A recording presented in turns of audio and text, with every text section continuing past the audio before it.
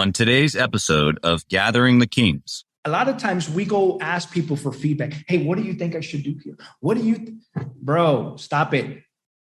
The decisions that you have to make, they're given to you because you can make them. But if you start asking the neighbor, a friend, your mother, you're going to get so many different answers and you're going to get confused. And remember that a confused mind will never take action. So when I have a sensitive decision I have to make, I get away from people and I allow myself to think. You are listening to Gathering the Kings with Chaz Wolfe, featuring fellow 7, 8, and even 9-figure business owners who have real battle scars from business and life, but have prevailed as the king that they are designed to be. We welcome high-performing entrepreneurs to the stage in order to reveal the real of the real on what it takes to build a successful business today. We dissect the good and bad decisions they've made along the way that give a true and accurate picture of the journey of success and how you too can get there. Through this dialogue, you will learn the value of growing your network and surrounding yourself with power players and kings like today's guest. Grab your pen and notebook because we're about to dive in. What's up, everybody? Chaz Wolfe, Gathering the Kings. I'm coming to you this week. My guest, Jose Sanchez. I'll tell you what, this guy is a spitfire. Made his first $1 million in 10 months and has completely continued to crush it past that. Gives so much value. Hits the punchline so hard. I cannot wait for you to get this one. I'm just going to cut it right here. You need to hurry up and hear his voice. Grab that pen and paper. It's coming down the pipe. All right, everybody. I'm Chaz Wolfe. I'm your host, Gathering the Kings, and we're back. We got Jose Sanchez at the King's table today. Welcome, brother. Hey, man. Excited to be here. Thank you so much for having me. I'm excited not only to be here with you, but to share some of this powerful information with your audience. I know those of you listening are going to benefit quite a bit from this. I love it, man. So first off, tell us what kind of business that you have, man. Yeah, so I got a few. The most profitable one, the one that I'm putting most time, energy, and effort is a company that I started 2 years ago. It's called Double X Digital. We are a digital marketing company. I know that term is kind of iffy because there's so much of that going on. Let me explain to you what it is we do. So I created this company off an idea during COVID, but the company is a marketing company on the internet that focuses on advertising for HVAC companies. And HVAC is a term most people don't even understand what it means. We'll break it down even more. Air conditioning and ventilation, right? Air and heat. So anyone that owns an air conditioning company has probably hired me or knows about me. At some point or another, they came across my ad because I targeted it, on the internet. That's what we do. We provide them with lead generation. We book appointments and we dispatch people into jobs. Yeah, I love also from our offline conversation, just the value that we talked about that you provide your customers. I as a natural sales guy, I've got a huge history in leads. Like leads are important, but you go one step beyond. You're not just providing the lead. Your team's calling the lead. You're setting up the appointment. You're basically dispatching, like you just said. I love that word, which for a contractor, man, what a great fit because they're not necessarily always the best person to make that phone call. And so you just are providing value to them at a super high level. I just love it. My question before we dig into kind of like how you built things, obviously it's been a super fast process to get to 7+ figures in 2 years. So we're going to have quite a bit to talk about here, but at this level, this 7-figure plus level, why do you think that you're going to still try to push from this level up? I mean, it's only been 2 years, but like I can tell you're still full of fire. Like, why do you still push? Bro, I haven't even gotten started. Like I realized, so we made our first $1 million within our first 10 months in business. And I was like, damn, this shit's cool. But is this it? Yeah. And I realized that there's levels to the game. And so there's a big difference between being a millionaire and there's a big difference between being a billionaire. Big difference. Like miles, thousands of miles of difference, right? And so it's not that I necessarily have ambitions to just have all the world and the money. It's the fact that when you're making money, you're growing. Yeah. And to me, growth is one of those factors that drive me to become better. And I've realized that the happiest that in my life that I've ever been is when I'm building and I'm creating things and I'm accomplishing new things. And I'm at the saddest is when I'm stagnant and I'm not doing anything. Right. And so I'm looking for inner happiness and I find it by building things. Yeah, I love it. I've used the phrase, I'm a builder many, many times. It's actually even on my site, but when you can fully grasp that identity that a lot of entrepreneurs have, I'm a builder, right? Not like physically that I'm a put wood pieces together, but because that'd be terrible. I'd be bad at that. But when you can identify that yourself as that, and then like lean hard into that, you know that these things make you happy, then it's not a big deal. And so I love that perspective. Okay, so let's go back. Let's go back into your journey. The 10 months that you weren't seven figures, because that's who's listening right now is a 6-figure business owner, and they've probably been doing it longer than 10 months. Maybe they haven't started yet. I don't know, but they're in this place of like, I want more, right? Like everything that you've said, but they're trying to get there. Tell me about where entrepreneurship started for you. Like, was it this business? Was it another business? Like why this business started? Give me the beginning of it. Yeah. I'm glad that you asked that question, because we all hear the stories of success, but unless you understand how it started, you can't really relate to them the same way, right? For me, it started when I was a kid, man. Like my grandfather, I think it started with my grandfather instilling that there was a business side of things. And my grandfather is my homie, man. Like we're boys, dude. We kick back, we sip some tequila together and whatnot.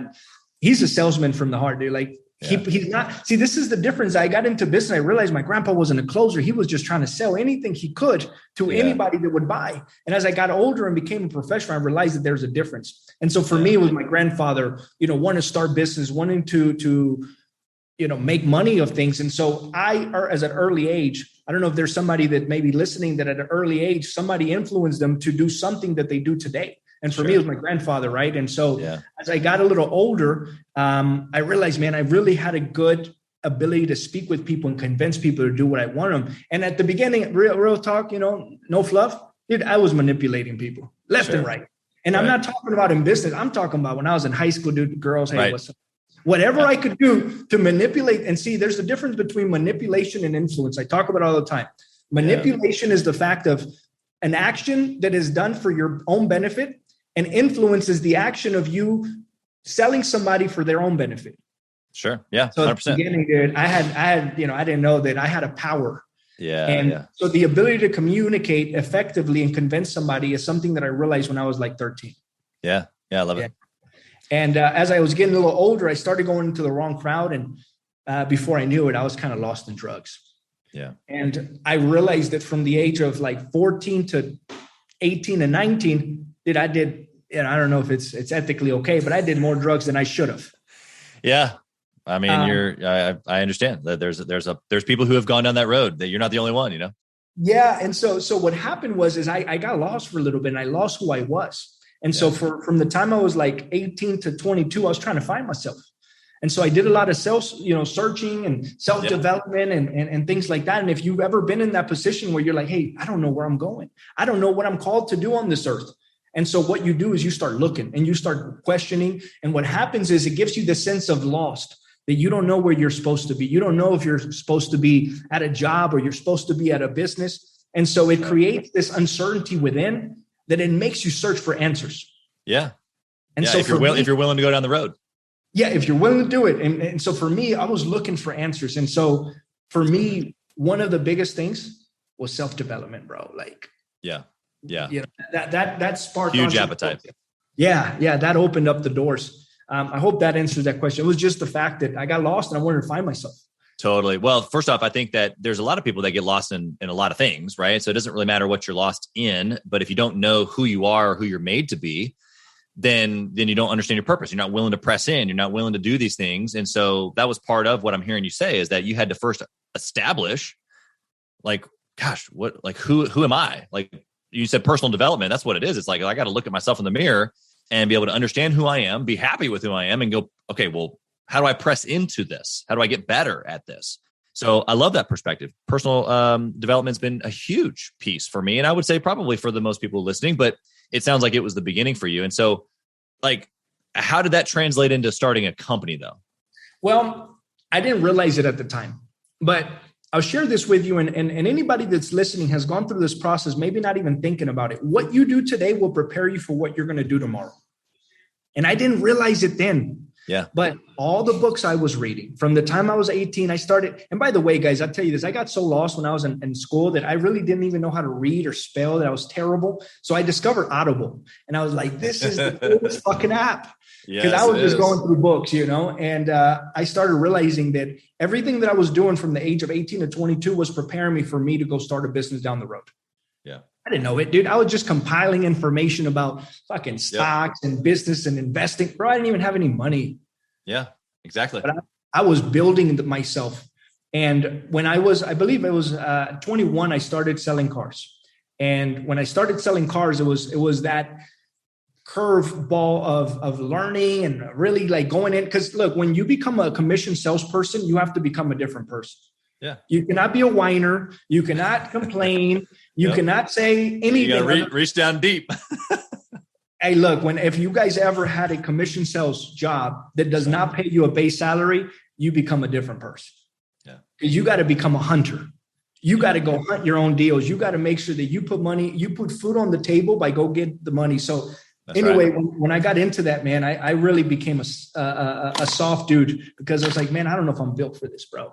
This is terrible. Ain't nobody feed me nothing. Nobody wants to buy. I was starting to become a victim.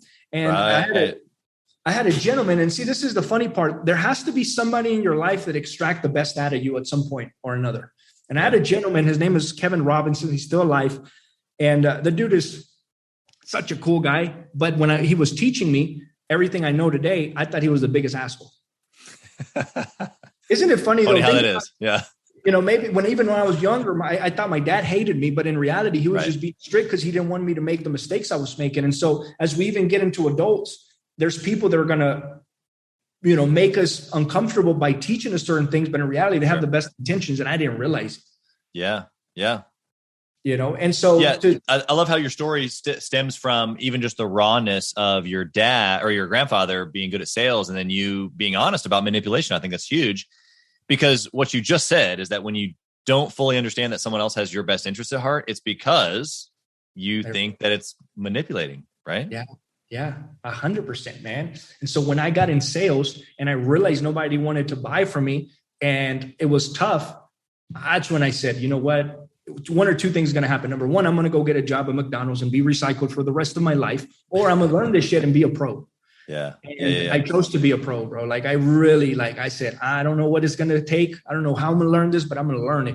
Right. And so the guy that was teaching me, he said, man, if you just learn how people make decisions, everything will get easier for you. And I was like, I don't even get what is he trying to tell me? I don't even understand it. Who teaches shit like that? Right. Exactly. Who? What course do I take? What school do I have to go to? They don't exist. What YouTube channel can I tune? And like, dude, I was so broke. I didn't have no money. But I was like, you know what? I'm committed to learning. 6 months later go by. And see, the funny thing is everything that you keep in your head and you think about on every day, it shows up. One way or another, an ad hits you. Somebody talks about it. You see it dude, it happens. The world has a way to bring things to life that you think about. Yeah. And for me, man, I just kept on, man, I want to learn how people make decisions. I want to learn bro, before you knew it, dude. That's all I was doing. The angle of decisions is everything. And obviously without even you knowing it, you're setting me up for the transition here. Because on the show, like literally, it's like, what good decisions, what bad decisions? Because what I have also learned through not only personal development, but then also now running multiple successful and some not so successful companies is that your decisions are everything. And so, okay, let's use that now. Okay, so you haven't been in business forever, but you've been in business long enough to make some good and bad decisions because, man, you've got enough revenue where I know that there's been some good and bad ones in there. So let's start with the good first. What was the number one thing that you did in that first 10 months to get you to 7 figures? That's what I want to know. Same thing that I did in the car business with self-development. Let me share with you a little deeper. So to answer that in a better way, I hired a professional, an expert to teach me how to run my business. First thing I did. A mentor, a coach. A mentor. But before I started I said, I want to start this business. Who can I go hire that's already where I want to be that's going to teach me to do this? First thing I did, I was negative 10 grand before I even started it. Filed the LLC. And I said, bro, I don't know if you're the right dude, but I'm going to give you the 10 grand and I'm going to pray. This is now getting spiritual, bro. I'm going to pray that you don't screw me over because if you do, I'm in trouble. It's not good. Yeah. And so there's going to be many times that as you go through your journey, you're maybe 6 figures, even at 7 figures, I question myself a lot that there's decisions financially that you're going to make that you're going to doubt yourself on. Totally. 100%. And in fact, I would challenge it to say that if you're not making big enough decisions. That is correct. Dude, I was scared of shit, man. I got the buyer's remorse. I was like, what the fuck? What did I do? Right. And to make it more understandable, the good decision was that I did find an expert, somebody that had already accomplished what I wanted to accomplish. And he just guided me. He said, bro, this is the only things you need to focus on is this, and that. Don't do anything else. Don't get distracted by the other things that are going to come your way. So I did what he told me. I followed his steps, and I still failed miserably the first 4 months. Okay. Because there's no instant gratification. That's what I was looking for. I said, dude, I'm going to go get this money before you know it. Now I'm negative 28 grand. And now I'm starting to really second guess myself. See, life is funny because when you think you made a good decision, it will start making you second guess yourself to see if that's really what you want before it gives you the reward. If that's the desire of the heart, that's 100%. And it gets scary. And so if any of you are listening and you guys have made a decision financially to invest into something and it hasn't panned out yet, just wait, because it's coming. But it's going to take longer than you expected for it to show up. Yeah, I love it. So it's funny because you say it was not instant gratification because in 4 months you were pissed, but at month 10, you said you made your first $1 million. So, which is like a huge S-curve or a hockey stick there. And so the focus is really what I'm hearing you say is that you found someone who can help you. That's step number one. Step number two is that you leaned into what he said, which was just focus, discipline, and you stayed the course. You didn't deviate. You didn't leave. You just kept going. That is correct. Yeah. All right. And, I'll share this with the audience. This is something I learned later as I got into 7 figures plus. It's your ability to focus on one thing for long periods of time will determine if you get it or not. Yeah. And sometimes long time doesn't mean 4 months or 10 months. Sometimes it means 10 years, you know? I remember when I bought my first franchise, this was a $500,000 purchase at 24 years old. And I'm thinking, okay, at 35 years old, that's when that business loan is going to be paid for. And I can, in essence, finally pay myself, right? But 10 years is a long time to a 20-year-old. Bro. Even 10 months sometimes can be a long time for entrepreneurs in general. It doesn't matter how old you are because we want it and we want it now. So what I'm hearing you say, even though it happened, what I would venture to argue is pretty quick for you. But I would say that you had a lot of leading up, a lot of that hockey stick looks really, really extreme because the underneath part that we didn't get to see was you working on you. Yeah. Right. Yeah. And then when you hit the business scene, you had already been working on you, which then allowed for the quick hockey stick, which I would totally agree with. I'd say that was very similar to how I was in business. It was just like all of a sudden, boom. And then the dominoes start rolling right after pretty quick. Okay. Let's flip the script. What's a bad decision that you've made so far? It could be in that first 10 months or even just since then. That was just basically devastating and keep us all away from it.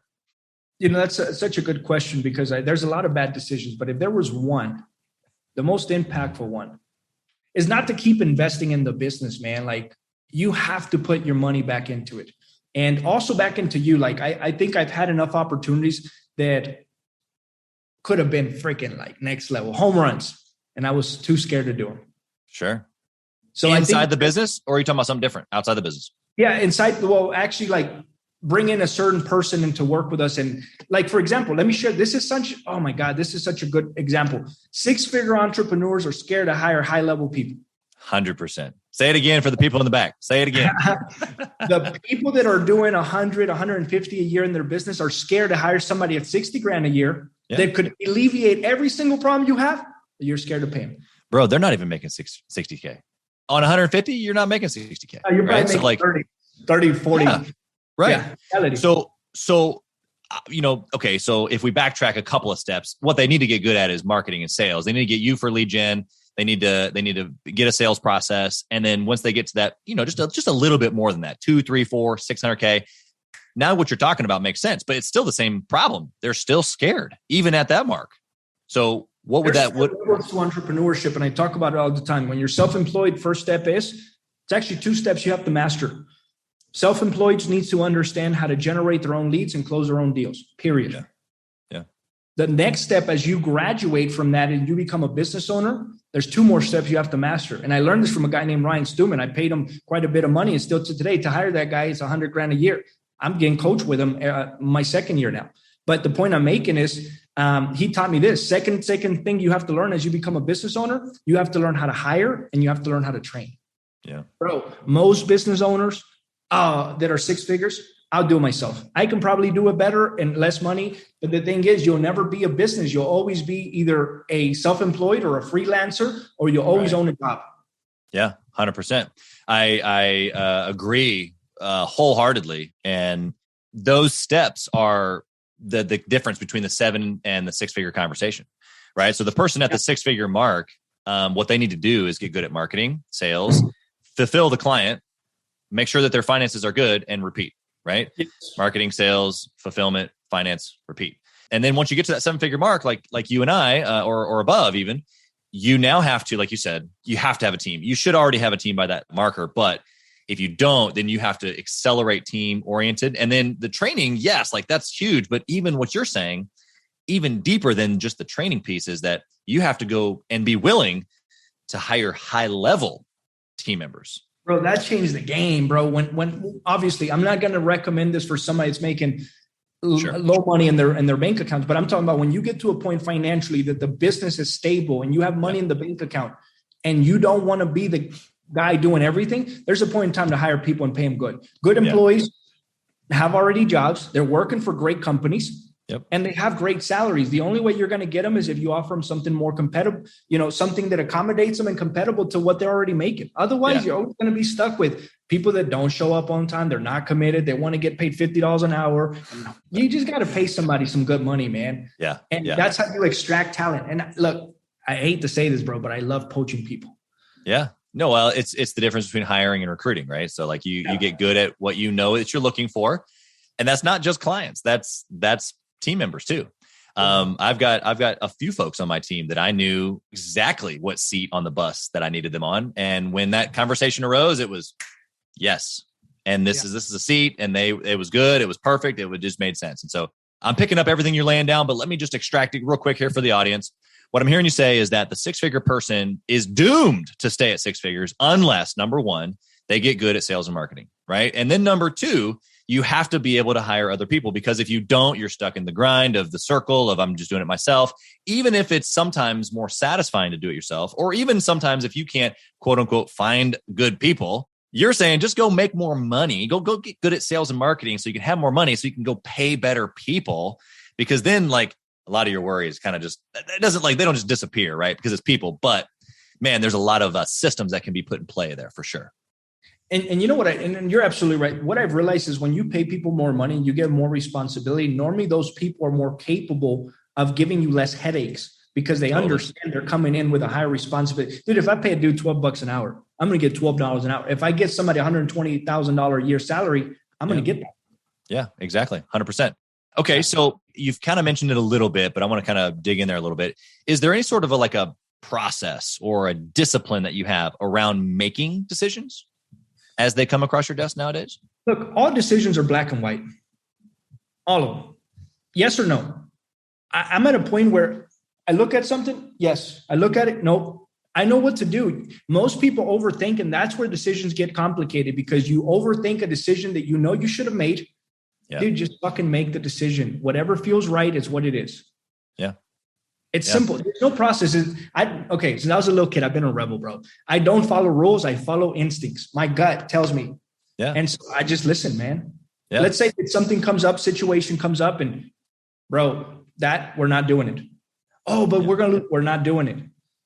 And I know at this point that if I make the wrong decision, when you get to a higher level, decisions are going to cost more money and time. Oh, 100%. That's really risky.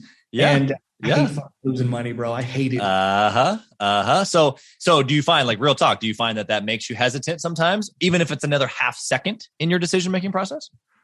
There are times there are very sensitive decisions that I have to make. The bigger your company and the more money's involved, the more sensitive the decision can be. Yeah. And when that happens, this is a mistake that I made that I no longer make today. And I hope that you can avoid it by listening to me. A lot of times we go ask people for feedback. Hey, what do you think I should do here? Bro, stop it. The decisions that you have to make, they're given to you because you can make them. But if you start asking the neighbor, a friend, your mother, you're going to get so many different answers and you're going to get confused. And remember that a confused mind will never take action. So when I have a sensitive decision I have to make, I get away from people and I allow myself to think. And I think about this. This is my process. What is the first consequence that will happen from this decision? What is the second consequence that's going to follow 2 weeks later? And what's the third consequence that's going to follow months or years after? Mm-hmm. And if I can live with it, I'm making the choice. Yeah, that's great. But that's really it, man. Yeah, I love what you just said. Basically, it's like, look, speed is my friend. To make the decision quickly is better than slowly. However, preparing for the worst case scenario is applicable. It doesn't mean that it slows down the process. And I think that's where a lot of people get in an analysis paralysis, is that they want to overanalyze. Analyzing the worst case scenario is not a bad thing, like you just said, but you get away, even if it's for 5 minutes. I've made very, very large, sometimes even 6-figure decisions, and you step away and you go, okay, we're going to do it. Right. And in that quick 30 seconds, it was, what's the worst case scenario? Like you said, what's going to happen in 2 weeks? What's going to happen in 2 months? What's going to happen in 2 years if this thing goes south? Yeah. All right, we're doing it, or no. No, we're not doing it. And you're able to get to those places pretty quickly. So, okay, we're going to hop over here to the speed round. I want one word answers if possible, but I'm notorious for digging in and getting more information. So in your business, what metric, if you can only pick one, would you choose to track? Our acquisition cost. Okay. For a new client, I assume is what you mean. New client, yeah, to acquire clients. How much does it cost us to acquire clients? If I had just one metric, that'd be the one. Okay. Because in your brain, everything, like if you know that number, then you know the margins on the rest of it, and just you can know that number, and then the rest of it falls into place. That is correct. That's awesome, man. Okay. Yeah. What book would you recommend that a 6-figure owner read in order to get that 7-figure mark? If I share this with you, you have to read it too. Wonderful. Okay. It's a book that's going to mess you up. I'm ready. But it's going to mess you up in the best way possible to set you up with a better future. And if you hate reading, you're going to love this book. Okay, good. Okay. It's called Person of Interest by Michael Burt. It's a 1-hour book, short book, extremely compiled with powerful information. Yeah. And I'll tell you briefly what it talks about. Coach Burt. It talks about becoming a person of intrigue. A person that when you walk in the door, everybody stands up to shake your hand. When you speak, everybody shuts up and listen. When you give somebody advice, everybody follows it. Yeah. It's becoming that person. And in business, if you don't become attractive and you don't get people that want a piece of you, you'll never make more money. Yeah, that's good. Love that perspective. And Michael Burt has a lot going for him. So I think that comes from a good source of knowledge and advice. Okay. In your budget, your actual P&L, do you have a place for personal development? You've talked so highly about it. $5,000 a month. $5,000 a month. There you go. So there you've heard it. Tell me back real quick, because my secondary question usually to this is at the 6-figure mark, when you kind of already given this a little bit, but when you didn't have any money, AKA, and it's like, oh, I know I need to do that. Whether it's a book, a conference, a mentor, or whatever. Oh, but you're nervous. You're scared to do it. What do you recommend that this person listening right now who feels that tension do? Because I've been there. I was there when I was doing car sales. I didn't have any money. I put that on a credit card. I still show up because after the event, I was a different person. I made more money. Now, there's many people that I've learned that I believe here's one little piece of mind that I'll share in here. I just throw. I believe that people that are playing at a lower level haven't figured out and haven't heard the right information to play at a higher level. I think they're just missing a few tweaks of how they should play the game. And so if you are eager, if you want to learn, dude, put your money for you, invest in you, because you'll never lose when you invest in you. Yeah. And look, even if you ain't got the money, bro, there's people that have told me, I got kids, I got a wife. I'm like, dude, that's even more reasons to do this. Don't make them excuses. They'll thank you later. Yeah. Yeah. 100%. It's funny because I was just talking to a guy, I don't know, earlier this week, a couple of days ago, and we were talking about personal development. And there was a point in my career, I was still a salesperson, but I owned a couple of franchises. So from all intents and purposes, I'm in my 20s. I'm already a millionaire. I own multiple businesses. I'm starting to buy some real estate. I have several companies. Like, from the outside, I'm crushing it. And the trigger or the on me was that I would seek out the information that you're looking for, but I would seek it out in videos and books and low hanging commitment. Yeah. Money wise. Right. Which is fine because it's there. Like I worked for Grant Cardone. Pretty much everything he talks about at some level is in his free stuff, but you can get it in systematic bullet points, 1, 2, 3, 4, if you pay for it. Right. And so I just was willing to spend hours and hours and hours listening to books and videos and stuff to find the free stuff, because that's where I was mentally at that point, even though I was still pretty successful. But what you're saying is that when you put money to it, which is what I was talking to this guy about the other day, is like when I figured out that it's not just the knowledge, it is those couple of tweaks, but it's the fact that I put down money. Bro, people change something inside of me. Yes, bro. People that pay attention. And I believe that you are committed to where your money goes. 100%. If you say, well, I love doing this, but you've never invested, how much do you really love it? 100%. Bro, I love doing all kinds of, like, I love being by the water. I'm going to be at a private island this Friday, bro. I'm going to spend the whole weekend at a beach because I just love that. That just fills me up. So wherever your money goes is where your commitments are. Yeah, 100%. Yeah, I love it. And quickly followed by your decisions. Therefore after. So, okay, last question. You ready? Yes, sir. If you lost it all, what would you do? Oh, bro. Now, when you say I lost it all, let's get clear on that. What did I lose? Did I lose the money? Did I lose the company? Did I lose the employees? That's a good question. You lost it all. All of it. Like all of it. My name, everything.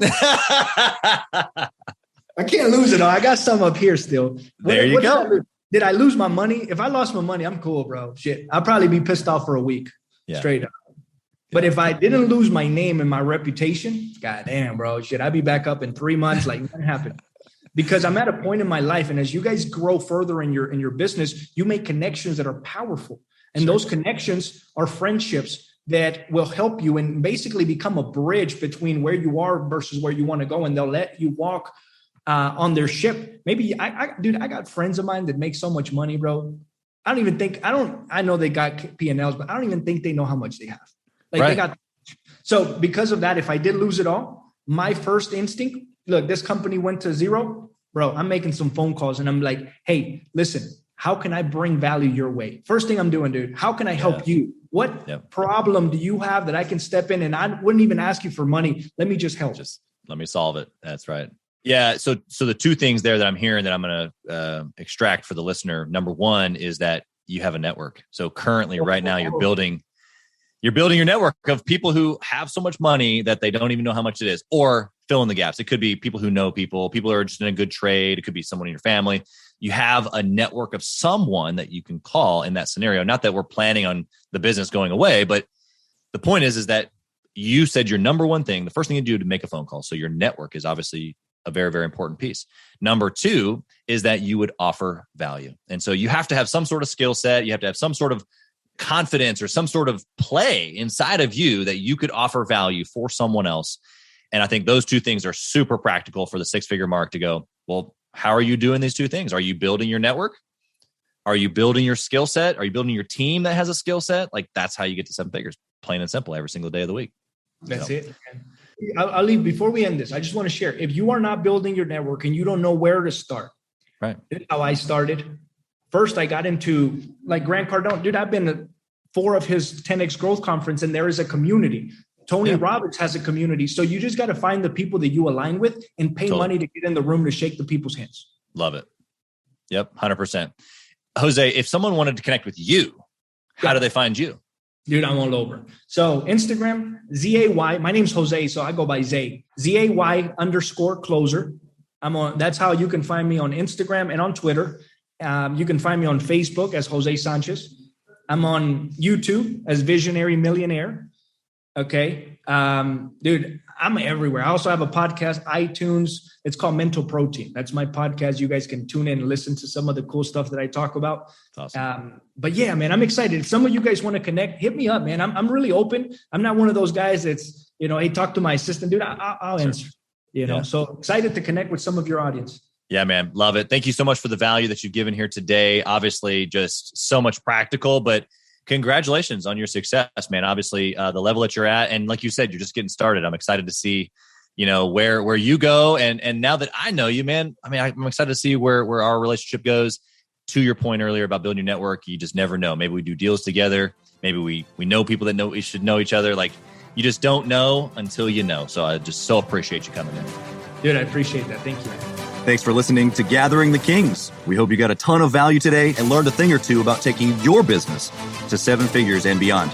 If you desire more and want a community around you to help you get there, I want you to go to gatheringthekings.com. That's gatheringthekings.com. And I want you to apply for our next Becoming a King 90-day intensive. We are extremely exclusive by nature as a group. What that means is that we're really wanting only the entrepreneurs who take their business and targets super serious to apply. So if that's you, you think you got what it takes to level up your business, I want you to go to gatheringthekings.com and apply. And we will see you on the other side.